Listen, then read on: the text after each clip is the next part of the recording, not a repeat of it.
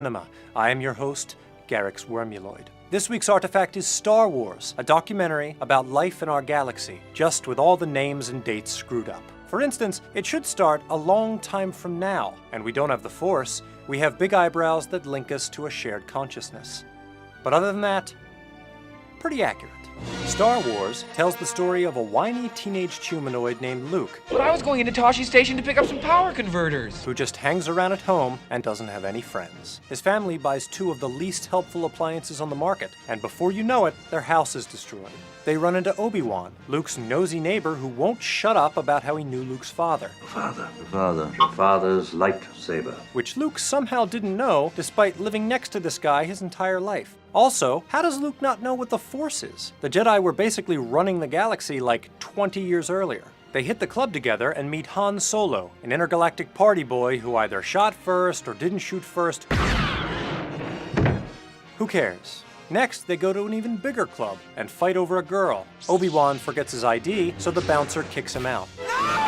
And the rest of them get all worked up about it and come back to trash the place. Finally, they have a very long, oddly wordless ceremony where Luke and Han get medals, but Chewie doesn't.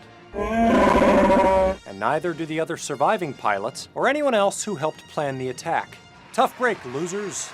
Story-wise, Star Wars has many influences, most notably Joseph Campbell's monomyth, or hero's journey, featuring steps like the call to adventure, crossing the threshold, and hitting on your sister.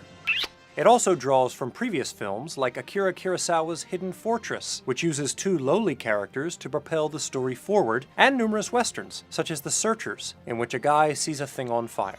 The film also has religious and metaphysical overtones. The Force is something that requires faith, a human concept necessitated by crippling mental insufficiencies. Hokey religions and ancient weapons are no match for a good blaster. The ethos of the Jedi is reminiscent of Earth's Taoism, which teaches that there is a force called the Tao behind everything in existence, from trees to toxic waste to seahorses to horses. It surrounds us and penetrates us. It binds the galaxy together. Lao Tzu wrote in the Tao Te Ching of an energy that gives people life yet claims no possession. It is the steward yet exercises no authority, kind of like me with my kids.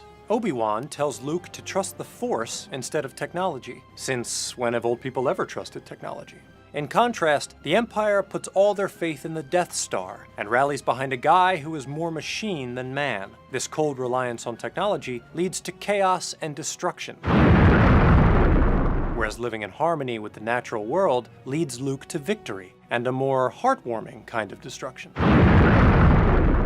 The Empire can trace its roots back to Earth's most successful ideology, fascism. The Imperial generals wear clothing that resembled Bavarian chevalgers, which were all the rage in the spring of 1915.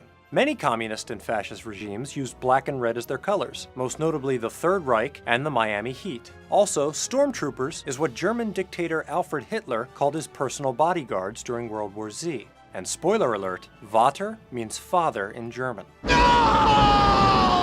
Visually, Star Wars is a pioneer, combining influences like Metropolis and 2001 to create a rich tapestry sewn together with state-of-the-art special effects. It also makes great use of color, often using it to express duality, because what else are you going to use it for? As if mirroring the film's moral structure, Vader and the Empire's upper echelon members all wear black, whereas Luke and Leia wear white. Han wears black and white together because he's a bit of a bad boy. The stormtroopers have a white outer shell, but underneath you can see the black, suggesting the facade of benevolence that hides the Empire's more sinister motives. The film's legacy is monumental. It marked the end of 1970s cinema, which was more focused on pointless frivolities like substance, nuance, experimentation, theme, irony, etc. After Star Wars, the movie industry shifted its focus towards special effects, explosions, action, and butts. It went from complex conflict to stories that had a very clear and elementary distinction between good and evil. The difference is that good people are super serious, and evil people laugh all the time. Furthermore, Star Wars ushered in a new era of monetization, with sequels, merchandising, clothes, toys, spin-off novels, comic books, and video games, all of which directly led to the extinction of the human race. The moral of the story is, if at first you don't succeed, just keep at it.